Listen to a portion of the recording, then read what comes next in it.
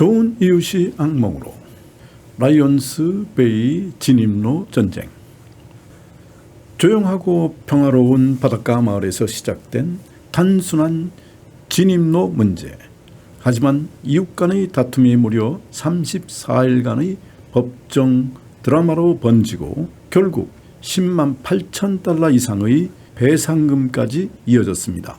오늘은 데이비드 대 송 사건, 일명 라이온스 베이 진입로 전쟁을 소개합니다. 라이온스 베이는 밴쿠버 북쪽의 아름다운 해안 마을입니다. 사건의 주인공은 데이비드 부부와 송씨 부부. 두 집은 법적으로 등록된 통행권, 즉 이지먼트 덕분에 하나의 진입로를 공유하고 있었습니다. 처음엔 좋은 이웃이었지만 갈등은 2022년에 시작됩니다. 데이비드 부부가 대규모 레노베이션 공사를 시작하면서 트럭과 자재가 진입로를 자주 이용하게 됩니다. 그러자 송씨 부부가 불만을 터뜨렸습니다. 문제는 대화 대신 극단적인 행동을 했다는 것. 진입로에 도랑을 파고 바리케이트까지 설치해 이웃이 자기 집에 들어가지 못하게 막아버린 것입니다. 결국 데이비드 부부는 법원에 소송을 제기하게 됩니다. 그러나 갈등은 여기서 끝나지 않았습니다. 송씨 남편은 중국어권 주민들이 많이 쓰는 위챗에 충격적인 글을 올립니다. 그 내용은 악의적인 루머였는데요. 세금 포탈, 이민 사기, 아내의 암투병 사실을 사적인 이득에 이용한다는 주장까지. 이 글은 현지 커뮤니티에서 빠르게 퍼졌고 이후 직접 사람들과의 대면에서도 같은 발언을 반복했습니다. 재판 막바지에야 사과문을 올렸지만 피해는 이미 심각했습니다. 데이비드 부부는 BC주 대법원에 소송을 제기했습니다.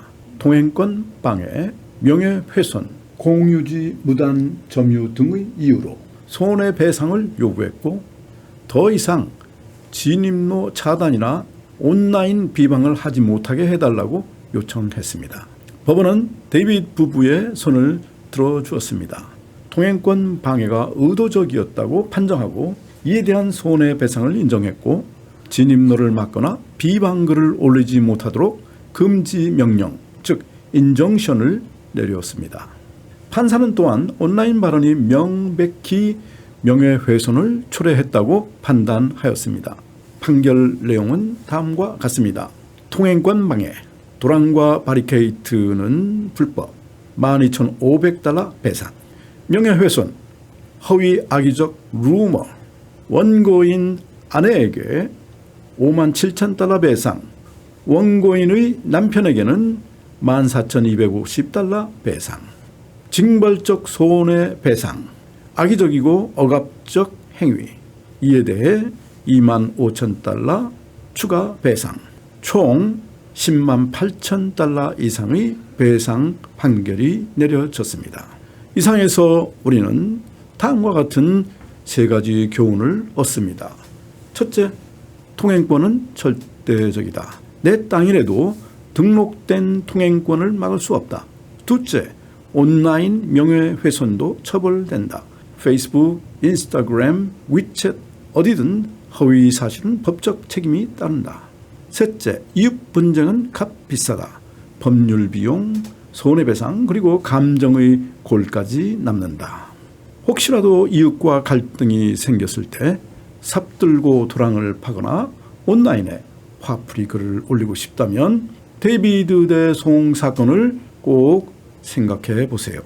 사소한 다툼이 수십만 달러의 대가로 돌아올 수 있습니다.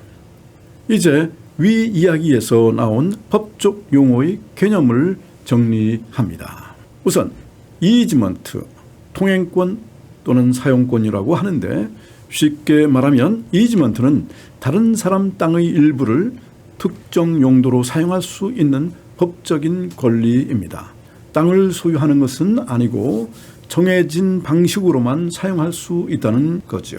예를 들면 제 집이 뒤쪽 골목에 있고 앞집 차도를 지나야만 들어올 수 있다면 그 차도를 쓸 수 있는 권리가 바로 통행권입니다. 여기서 주요한 점은 땅 주인이 바뀌어도 이 권리는 그대로 유지됩니다. 땅 주인은 이 권리를 함부로 막을 수 없습니다. 주로 진입로, 수도, 전기 등 유틸리티 접근, 공동 통로 등에 쓰입니다. 둘째로 trespass, 무단 침입 또는 무단 점유. 쉽게 말하면 trespass는 허락 없이 남의 땅에 들어가거나 그 땅에 간섭하는 행동입니다. 심지어 피해나 파손이 없어도 무단 침입으로 볼 수 있습니다. 예를 들면 허락도 없이 이웃집 마당에 차를 세운 경우 또는 울타리를 내 땅 경계선 넘어 설치한 경우 등입니다. 중요한 포인트는 직접 발로 들어가는 것뿐만 아니라 물건을 올려두는 것도 해당됩니다. 위아래 공간도 포함되죠. 예를 들면 크레인 팔이 이웃집 땅 위로 지나가는 경우입니다. 잠깐 동안이었어 라는 변명도 통하지 않습니다. 법적으로는 무단 침입입니다. 셋째, 인정션, 즉 금지 명령입니다.